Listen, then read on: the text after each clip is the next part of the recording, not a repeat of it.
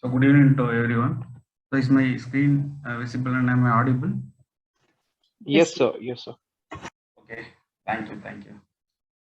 So today I am going to discuss on the topic UAV in Industry 5.0. Okay.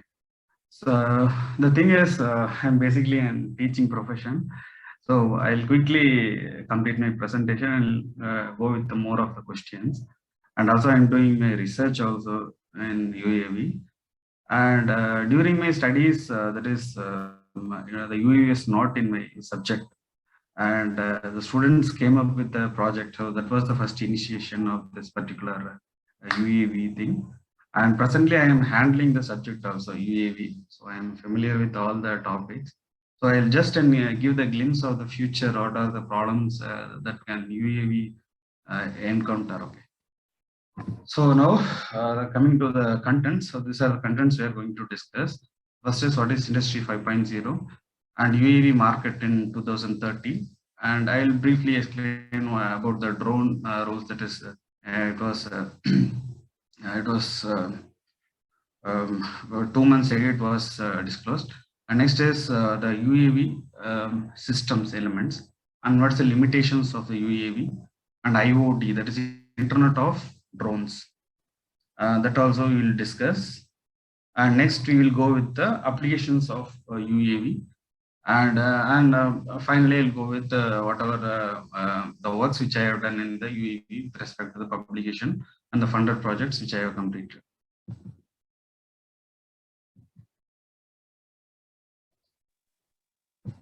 Okay, so I think the screen is visible. So I have taken a brief history of the industrial growth. Okay, so you can please see. So starting from the industry 1.0 to 5.0. Okay. So now I'll start with industry 3.0. Okay, so this is because the emerging of the computers and automation take place. Okay. So you know that before 1970 there was no computer. Also there was supercomputers. It was huge in space and lots of things. So now we know we have laptops and even mobile can be used as in computers. So that is the towards the moving towards the technology, right? So this industry 4.0 dealt with cyber physical system. Okay, so it was emerged in 2000. So it is based on the digitalization. Okay, so now presently in 2020, the industry 5.0 it is emerged during this pandemic, that is COVID pandemic. So it deals with the mass customization and also with the cyber physical cognitive system. Okay, so when comparing to the industry 4.0, it deals with the cognitive system also with respect to the cyber physical system. Okay, so mainly what is the physical meaning is this, you can see here, it is the personalization. Okay, so that is the interaction between the human and the robot is the main thing that is considered in the industry 5.0. So next, these are the few elements of 5.0. Okay, so it starts with the AI, ML, robotics, IoT, autonomous vehicle. It also includes the electric vehicles, as that is self-driven cars, and 3D printing, that is additive manufacturing, and AR and VR, and nanotechnology, biotechnology, and energy storage. And next is the quantum computing. Right. So again, so we'll see what is the difference between 4th generation and 5th generation. See, moreover, in the first image, all the devices, here it is a laptop, and this is a mobile, and this is a television. Everything is connected to internet. So even the television without the box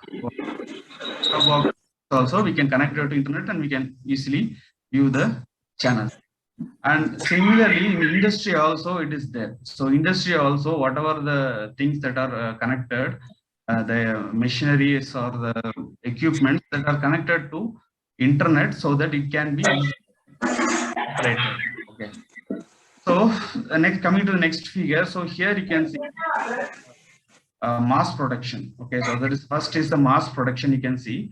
So in industry 4.0, it was that one-way connection. Okay, so between the industry and the customers. Okay, So now this industry 5.0, it deals with the mass customization. That is, there is an interaction between the customers as well as an industry based on our requirement. So that is the main advantage of this further growth.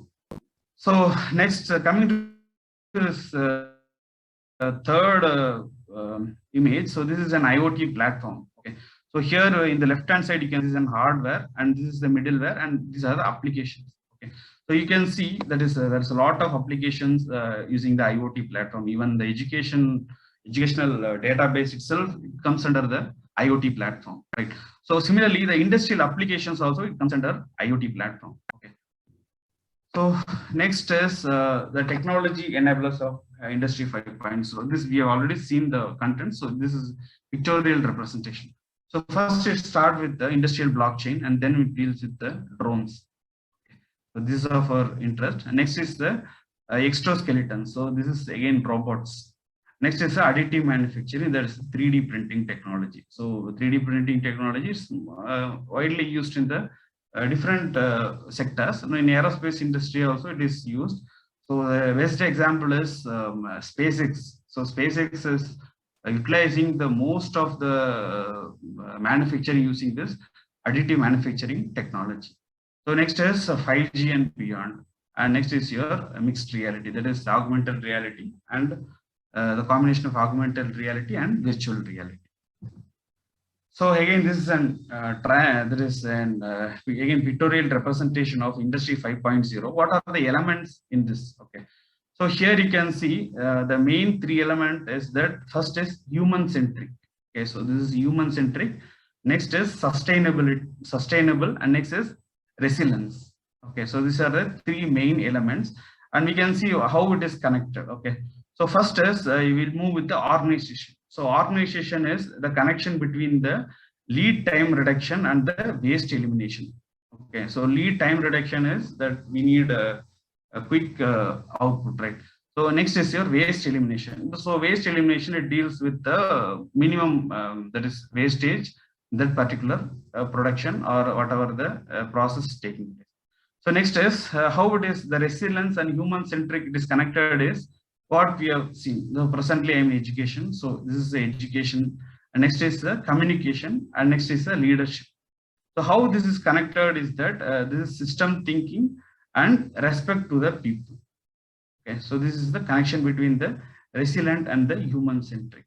So next we will deal with the human centric and the sustainable. So next here you can see that is the personal experience and empowerment. Okay, so this is a very important term. So the value of the customers and the continuous improvement are the thing. So these are the main elements of the Industry 5.0. So next, coming to the additive manufacturing, as I said, it is called as 3D printing. Okay, so 3D printing is called as additive manufacturing, and the different parts can be made in the using the 3D printing. So if you have the CAD design, so you can easily import into the 3D printers, and the 3D printers, it takes the whatever the material which we feed of our own interest, and it will exactly give the product which you have designed. That is the main advantages of this 3D printing or the additive manufacturing technology. So it plays a major role in Industry 5.0. So next is IoT. Okay, so IoT, it deals with the Internet of Things. So it is here we deal with the industrial IoT. So okay, so industrial IoT. So you know the first you can see that it deals with the healthcare. Okay, so healthcare also it deals with the IoT and manufacturing as well as the production. Okay, so this all comes under the service, retail, and agriculture also in IoT. So everywhere IoT plays a major role. As I said, even our ERP system in our education system or educational institution are feeded with the real-time data of IoT. Okay, that is the advantages of this industrial IoT. So next comes our topics, that is autonomous robots and drones. Okay, so here it assists the manufacturing. We know that, right? So in for example, if you take in car manufacturing, if you go to car manufacturing company, so the robots are there. It reduces the human labor thing. So here we know that there is a shortage of the skilled labor. Okay, so there is no shortage for laborers. Everyone is willing to take the job, a skilled labor to do the perform the work. So that is the main constraint in this particular era. So this once the robots are trained, so it can be assist in the manufacturing of the assembling of car, etc. It can be used. Okay, so similarly, drone can be also used, either robots or drones. So next is how it is the advantages is that you can see here clearly it impacts on the cost benefits. Okay, so it impacts on the cost benefits is that the labor charge. Okay, so for example, if you are giving a wage of 1,000 rupees for an and for a person to complete that particular day work, so robots can be replaced with that. So with the 1:5 ratio in 200 rupees cost, we can complete the particular work. So the only thing is you have to go with the electricity charge and one-time investment of the particular robot. So next is going to this quality. Okay, so quality and the timeline of delivery. Okay, so the quality will be good. That is with accuracy, the robot will assemble everything. Next is the timeline of delivery. So timeline of delivery, we know that is within the timeline how many products that can be manufactured or delivered. It can be perfectly done using this autonomous robots or drones industry 5.0. So next, coming to this UAV market. So here is an analytic. So I'll go with this thing. Okay, so once again I'll discuss in the next particular slides. So here we know that is we have fixed wing UAV and quadcopter. So these are the end users. Okay, so who are the end users, and what are the geographical location where most of the UAV is used, and what is the growth of growth of this particular UAV in the future? That is, it is expected 14.1% growth as of now considered. Okay, so this is the UAV market in US dollar. It is 21.8 billion. It is expected. Okay. So now coming to this drone rule. So this is a drone rule. It was it was 2 months before it was proposed, and the main thing is that so once the drone means, so the thing is the traffic. So everyone, what will happen? The collision will happen. Let's say, right? So even that is. Excuse me, Professor Prasad. Yes, ma'am. You have 3 minutes to complete your session, sir. Oh, okay. Yes, if you can skip the part which have already been covered, then it would be nice. Okay, okay. Yeah, thank you. So okay, this is about the geometry. So as an aerospace aeronautical engineer, these are the terms to be considered. I hope everyone, those who are familiar with the aeronautical terms, are familiar with this all the topics. So if any doubts, I will clarify in the questions. So the thing is, this is the thing. Okay. So as I said, computers in the 1970s. So now UAV in 2 years before it was around cost was more. So now presently you can see the cost of the UAV. So it is available in online market for 7,000. So if you go for an higher product, it will go for around 12,000 something. So the cost has reduced. So there is no doubt in the cost. It has reduced due to the mass production. The only thing is the safety of the drone. Okay, so what will happen if drone collision happens? What will happen within a short range of area? Different drones fly. So these are the major concern. And this is IoT I have told. So here I will tell with 2-3 applications. Smart cities. Okay, so we know smart cities are emerging in our country. So we need to concentrate on the smart cities, and cutting edge computing also we should be familiar. Okay, so these are the 2 things. And sports and entertainment, so in IPL also drones are used. Okay, so due to the time shortage I could not explain everything.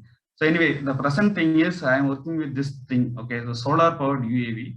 So you can see that so this is a 1 fuselage UAV, and here you have 2 fuselage, 3 fuselage, 4 fuselage, 5 and 6 fuselage. Okay, so the main thing why we are going with this multiple fuselage is that to get the that is wetted area, more wetted area. Okay, so these are the wings are mounted with the solar panels, so that the UAV can be fly with the help of the renewable energy source. So here you can see the lift to drag ratio. You can see when you have more that is wetted area and the number of fuselage, you get the higher LYD ratio. Okay, so this is the thing which I am presently working on. Okay, so next again applications. As you all are expert, so there are 200 applications in UAV. Okay, so I need not explain everything. So main that is the mostly used is infrastructure, agricultural, and transport and security. Okay, so apart from this, there are 200 applications. It will take a lot of time to explain each and every applications. Okay. So this is the growth we have seen. So CAGR stand for compound annual growth rate. It will be 7.6% increasing in that is increased when compared to 2016 at present. Okay. So now this is the final slide, I think. So industry 4.0 it deals with the asymmetrical innovation. Okay, asymmetrical innovation. So in industry 5.0 it will be symmetrical innovation. As I said, there will be an interaction between the human as well as the robot. Okay, so these are the few publications. So these are the few publications. I'll tell two key publications. The first is the twin propeller. So this twin propeller is used in the Dubai drone taxi. You would have aware. So Dubai drone taxi, it is used twin propeller. So the same has been done experimentally using the wind tunnel testing. So next is the UAV in the medical product transport. This is also carried, and the range, endurance, everything has been calculated. And these are a few other work, bio-inspired wing, and next is your forest fire detection and algorithm for monitoring the fire region. So these are the two funded projects which I have completed. So the thing, this was completed in 2018. So first is the integration of GPS and INS. The second thing is the Satyamangalam forest region. So I worked in Satyamangalam Banari Institute of Technology. So I am towards society-oriented projects. So I given proposal towards the Satyamangalam region where the forest regions are present. So the animal sensing it was used, and they gave 50,000 fund. I successfully completed the 2 funds. So now presently I am working, as I said, in solar powered thing. So I hope I get funded for my forthcoming projects also. So anyway, thank you. Any questions? I am ready to answer any of your questions. Thank you so much, Professor Prasad. We have some amazing projects that you're working on. It would be very nice to see if we can also work together and work with your university, because you're also working on parallel use cases. So I don't see any questions around here. So maybe we can move it to the chat. And thank you so much, Professor Prasad, for being a part of our conference.